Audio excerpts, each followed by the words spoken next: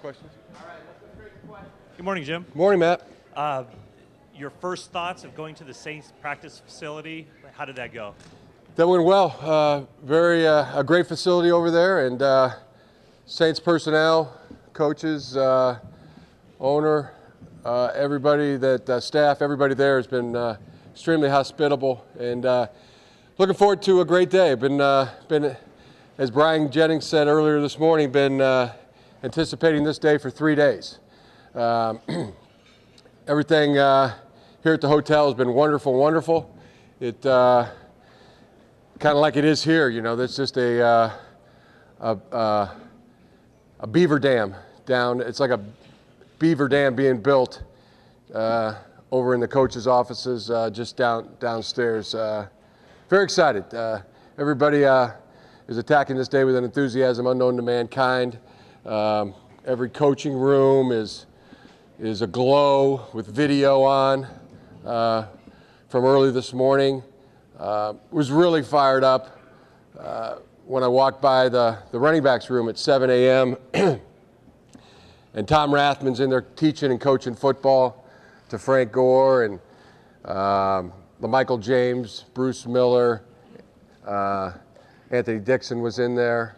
So it was that was inspiring. There's a lot going on. Brad Seeley, his room was going strong, and just fires me up. I'm just very fired up this morning to get over there to the Saints facility with our team and practice, and so many good stories along those lines.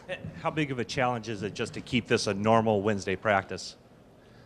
Well, I don't know. It has to be a normal one. I mean, it could be an exceptional one. It could be an extraordinary Wednesday day for us. That would be our intent and really our expectation. See if we can't make this the best Wednesday of the entire season. Jim, can you recall, as best you can, the conversation you had with your brother when you were looking for a defensive coordinator at Stanford, and you started to talk about Vic Fangio? What was that like? The history of that? Yeah. Well, when I first met Vic through the Ravens, I was so impressed by his just talking football with him. So every time I visited there, it was great to talk with Vic. I'm sure that 2 years before we got Vic, when we were looking for a defensive coordinator, that I asked Vic if he would come to Stanford and be the defensive coordinator, and he declined. The following year, he declined again, and then as soon as Vic became available, then we offered him the position, and he ended up taking it. So that's the truth of how it happened. Hey, Coach. Colin Kaepernick's just intensity and competitiveness. In your mind, is it all a positive, or do you have to rein him in occasionally, especially on game days, or can that maybe rub people the wrong way sometimes? No, there's never seen anything where he's rubbed anybody the wrong way. Everybody admires it. Everybody, watches him back it up. And he does it in a all football manner. All right, Jim, can you elaborate on what you saw in Colin Kaepernick's first start in that game against the Bears that made you decide to stick with him? What we all saw, just very, very good play. Very, very poised beyond his years, and he's continued that in every game that he's played.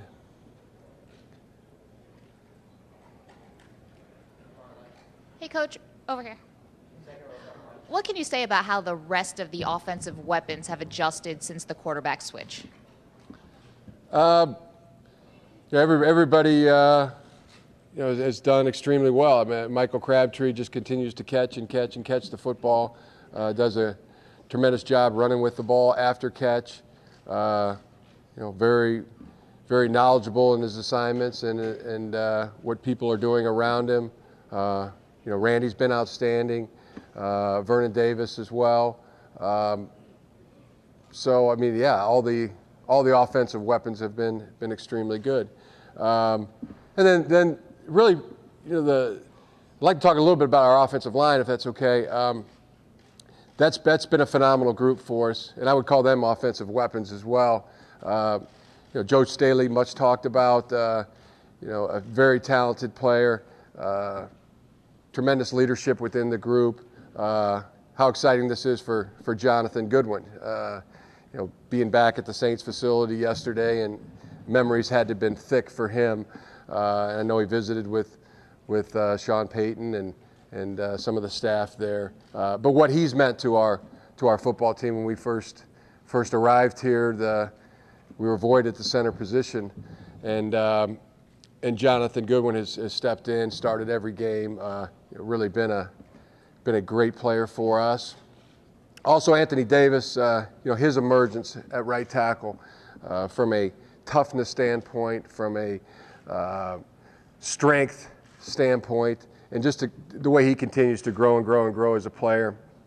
Also, Mike Upati has gone to the fore as one of the top guards in the National Football League. And really excited for Alex Boone as an ascending player, as a tough player, as a leader on our football team. And finally, just the way they have all stayed healthy, the way they've all played and played well together has really been a strength and a center for our football team.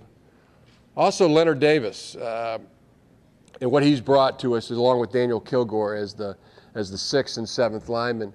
They have been instrumental all year in our extra O-line packages, contributions on special teams, and the way they have plugged in. The way they plugged in at guard, the way they plugged in at tight end, the way they plugged in at the extra tight end position has been huge for us. Jim, good morning. Can you talk about how well you've seen your defense force turnovers over the second half of the season, and whether they gave you an honorary wristband that you guys give out for turnovers now? No, I've not gotten one of the honorary wristbands. Our defense has been exceptional for us. One of the top teams in the league. There's always a feeling when our defense is on the field that they can will a turnover. They can make it happen.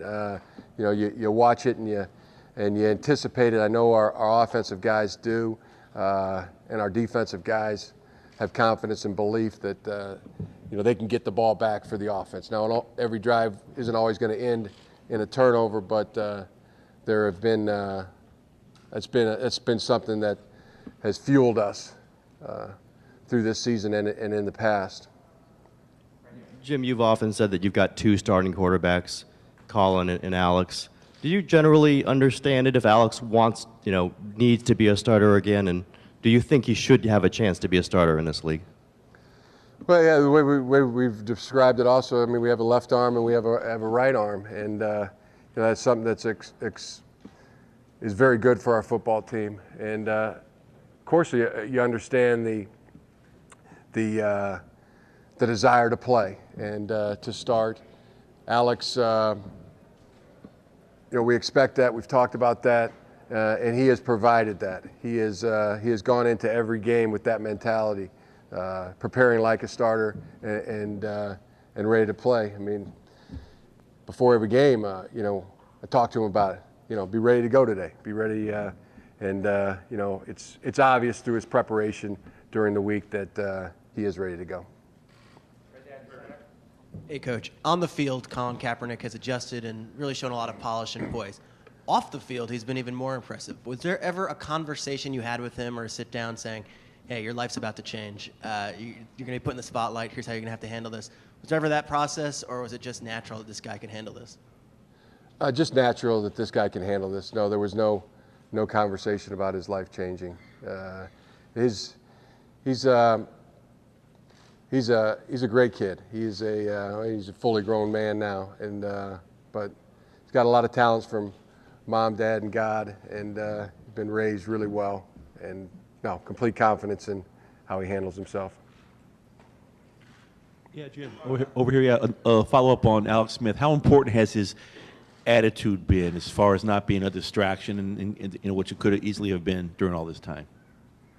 Well, it's been exceptional. Been a role model for those in team sports, especially for high school and youth sports. I think the proof there is when you hear Scott Tolzien talk about what kind of role model Alex has been in the quarterback room. When you hear Jeep Christ talk about contributions that Alex has made, and Greg Roman talk about Alex and his contributions to the game plan. Nothing has changed. And to hear Colin talk about what Alex has meant to him through this process. So, been a tremendous example. Jim, how important is it, as Colin makes just his 10th NFL start in a game of this magnitude, that you've had 2 weeks to get him ready for a defense he's never seen before? Well, I think it's what's gone on in those 2 weeks. We've had good preparation so far, and very excited for today's practice. Just feel the enthusiasm, feel the energy from our coaches, from our players. That we're up early. We're walking around the coaches' offices, watching film on their own, meeting with coaches, and getting amped up for today. That's I'm very excited about that.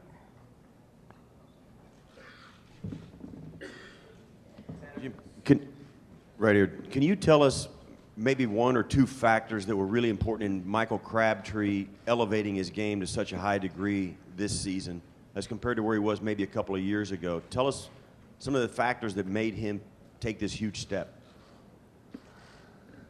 To talk about what elevated him, he's always been a great player.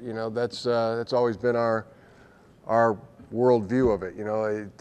What we see in practice and what we see in games.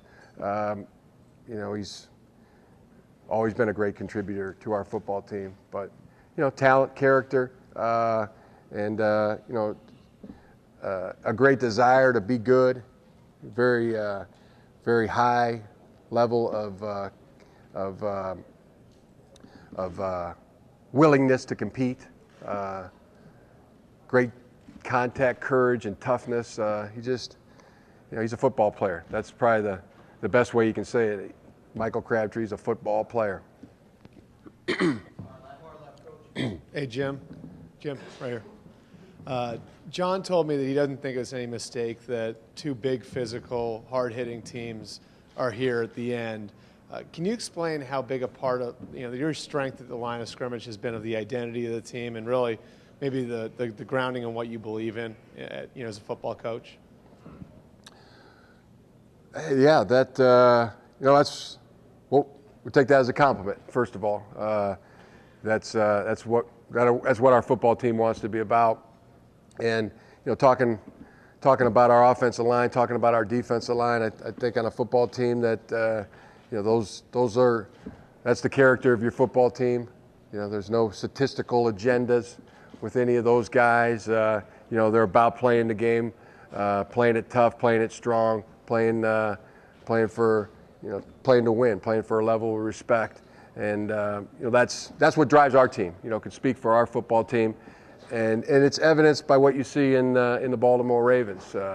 How they play, what they stand for. It's evident on the film and the tape. So that's we want to be about that. Coach, over here. Do you think the read option and the pistol is here to stay in the NFL, and why has it been so successful with the 49ers? It's possible that it is here to stay.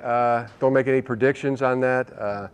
I think that it's been successful for us because of the players that we have executing it. I think they're extremely good at it. Also, from a schematic standpoint, I think Greg Roman has done a a job that is revolutionary in football. I think that the way he's mixed the trap, the power, the wham plays into the pistol offense and into our conventional offense has been revolutionary in many ways. So I think it would be a combination of those two things. Jim, obviously, you've talked about your dad being a coaching hero of yours. From what I understand, though, you've, through the years, wanted to get him to pass the ball more, as particularly from the eye bone when he was at Western Kentucky. Did you ever succeed in getting him to throw a little bit more? I think there was one time where he called a pass when I was at one of his games. And it did work. It went for a touchdown. Did he influence play calling at all at USD with you? Yes. Okay. He very much influenced play calling at USD when he was our running back coach there. And it was toward the power. It was toward the running game and the toss sweep, and it was very effective. We had a back there by the name of Evan Harney, and then J.T. Rogan, who excelled under Jack Harbaugh's tutelage. And did you, one more? Did you share play calling duties, or how did you divvy that up? Wait, at San Francisco? No, I'm sorry. USD with your dad. Yeah, he there's from time to time he would jump in there and get a run called. Absolutely. Thanks, Coach. That's it? Okay, thanks.